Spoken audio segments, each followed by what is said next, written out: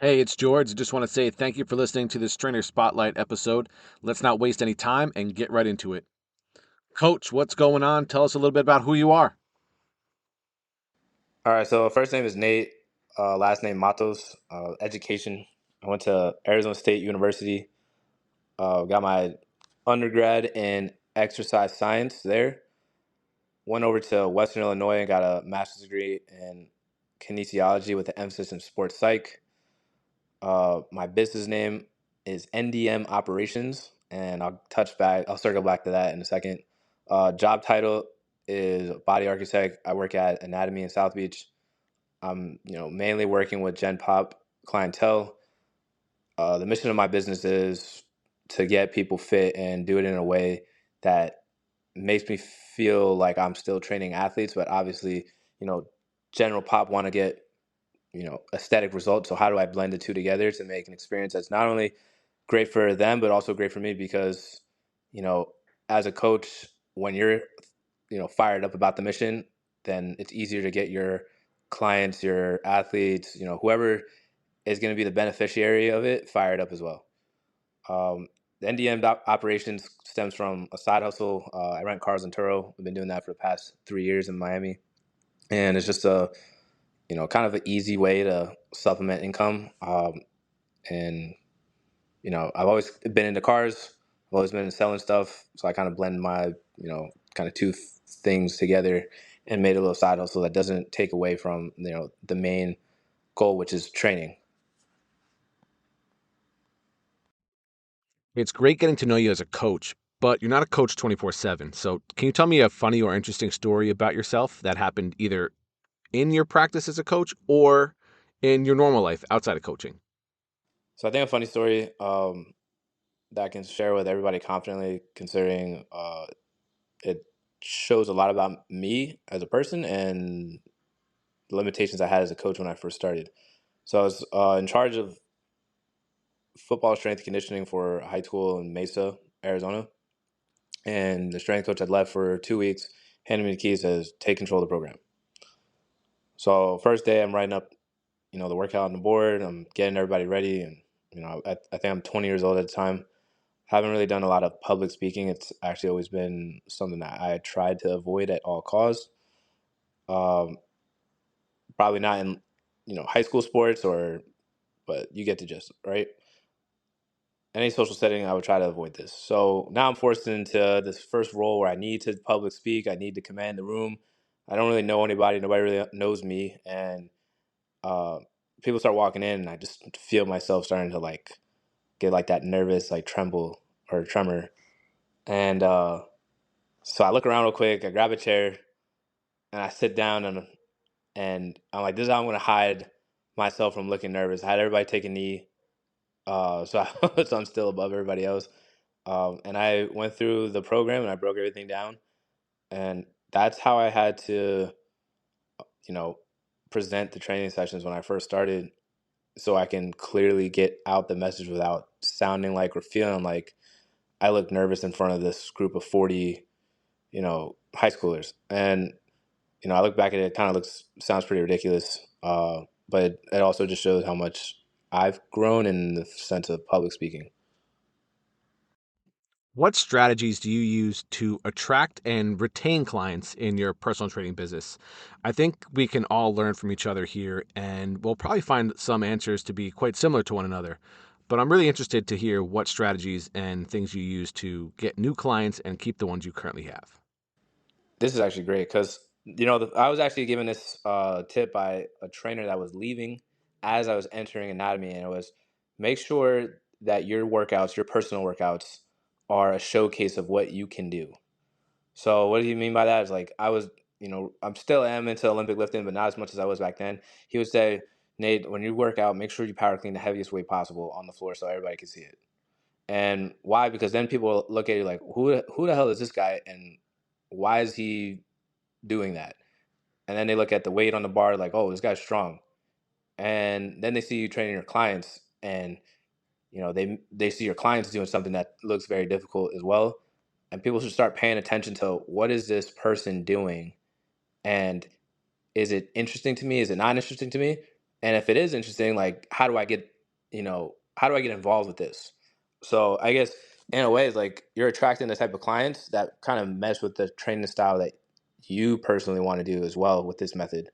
And retaining clients, always show up to work fired up. I said this in the last commentary I had, but one thing that got me into coaching, strength conditioning, training was, as an athlete, I love training. I love the progress of seeing myself get better. How did I take that and mold it into this? Well, you have to find ways to get excited about, why a client would get excited about doing a back squat and what benefits does that have to them. And then, when they see themselves get bigger legs, or, they notice that lifting things are easier, I think those results will speak for themselves. And that's the easiest way to retain clients, is get results, period.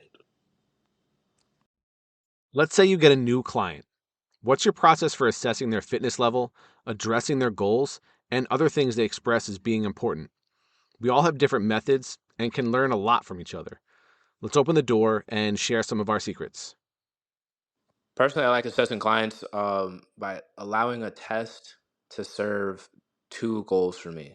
So what I mean by that, clients are going to come in, they're going to have some type of movement capabilities, some type of movement inefficiencies. Maybe they do or they don't, but if a client comes to me and says, "Hey, I want to get a bigger upper body, I want to get a stronger upper body, or I just want to be stronger in general," I think an easy go-to strength test that's not only going to tell me how well they move, if they can move, and how strong or how much muscular endurance that they have, is a push-up test or a pull-up test. So 1 minute, how many can you do?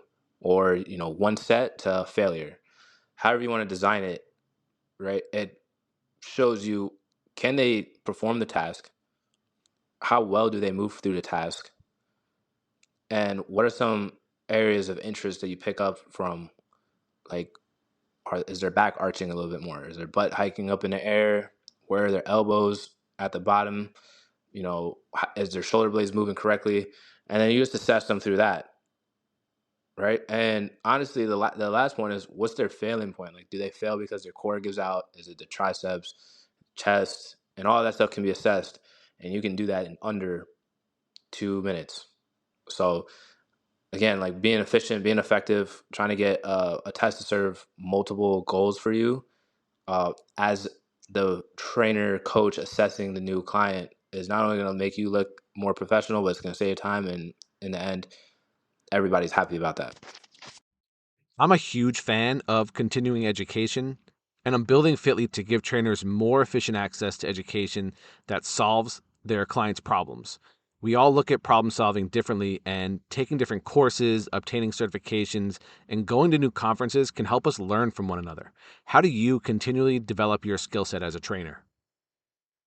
So I hold 2 or 3 certifications. I think technically I could count USAW still, but I have the CSCS, and that's through NSCA, and I have a CPR certification as well, which is required.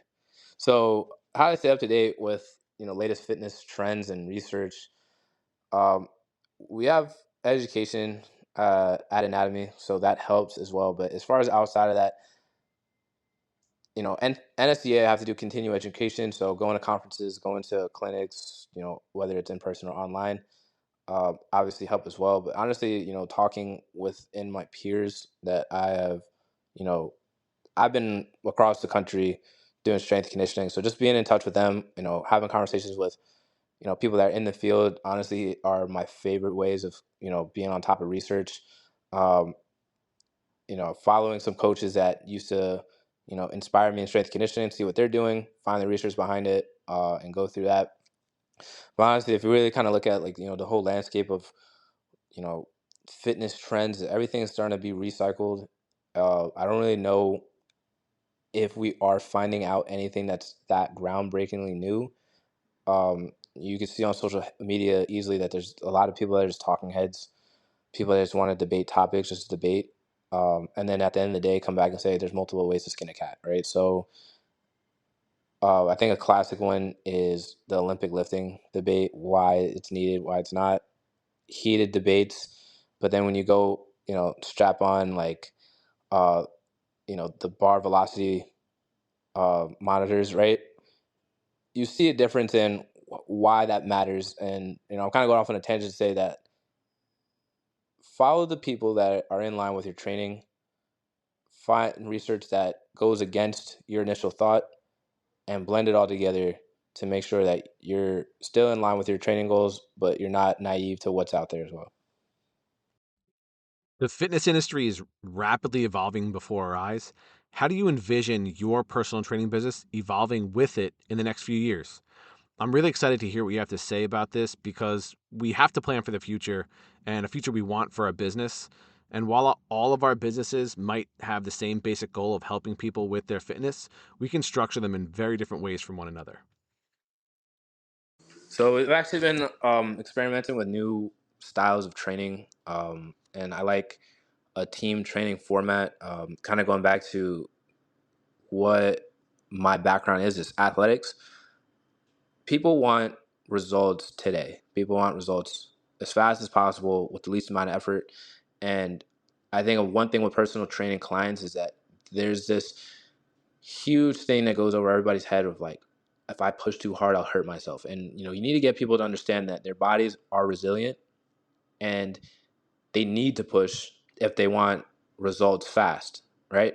But you as a coach need to make sure that you not only manage the expectation of timelines that it's going to take and effort that's required, but make sure that once you finish selling the client on those two ideas that you actually deliver, right? And I guess the fourth piece of all that is document the process.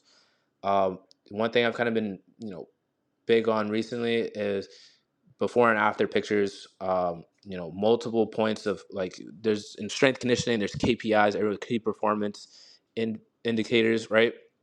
And what is that going to be for your specific clientele? I've been testing out VO2 maxes, body comps, before and after pictures, and obviously people are going to walk away feeling better, but can we put more numbers to it? Can we do less subjective measurements and have more objective points that says this is exactly where you were before and this is where I got you to, and have it in plain English, because you can't deny the fact that you increased somebody's muscle mass, but there is some gray area on whether or not someone's waistline looks slimmer or not if you did not take a measurement of their waistline before and after you started the training program. So just make sure, more before and afters, more measurements, more data points to validate your business model. I know challenges are all over the place in the fitness industry and personal training. Information is available in different formats. Clients are more easily misled by gurus and charlatans. Social media's influence is becoming more and more ingrained in people's lives. And now we have AI. What do you think are some of the biggest challenges currently facing the fitness and personal training industry? The biggest challenges are the economic situation, AI, social media, internet, trainers, right? And I'm saying in this order because, you know, every coach, every trainer deserves to make money at the clip of what they're worth, right? So if you can command a $300 an hour training session, you deserve that, but you need to make sure that the results that you're giving people is $300 an hour worth of results, right? $300 an hour worth of service. And, with the rise of AI and online trainers popping up every day, how do you keep commanding that price when someone can type in their search box and get a workout for a fraction of the cost? Which is why, I'm advocating in my own business to like document more, because if I can be more efficient, if I can be, just as readily available as someone on the app, but actually bring you results because I'm seeing you day to day, I know what you're doing, I can talk to you in person, that personal part of the training is the most valuable part to people. So when you can actually be personable and physically in front of people, people will value that, but only if they are getting what they're coming there for, right? Which is results. Whatever it is, you need to make sure you're giving that to them, because if you don't, you will easily be replaced by an AI or online trainer because of the economic conditions, like, tariffs, all this other stuff. Like, these are things that influence the purchasing decisions of the people that have the most money to spend on us, right, as trainers, right? So since they are spending the money on us, you need to make sure that you go in every day grateful that they are, and make sure that there's a fire lit to keep delivering results better than how you did last month, last year, and continuing on. Nate, thank you so much for coming on and sharing some great info about yourself. Nate and I met in probably the most likely place you would expect two personal trainers to meet. We met in the gym, lifting some weights. We're both in Miami now. We're both in Miami residents by way of the Northeast tri-state area, and we spoke the same training language, so it was pretty easy to get to know each other. We have similar entrepreneurial drive and shared some pretty funny and great stories about being struggling college interns, and obviously some funny client stories and working in the industry. I'm glad you guys got to meet Nate through this episode, and if you want to find out more about him, what he's doing for his training, his business, and his side business that he works on a daily basis, check out the show notes to find the best way to contact him. If you're looking to find more information about FITLETE, check out fitlete.com. That's FITLETE.com. Thanks. I'll talk to you soon.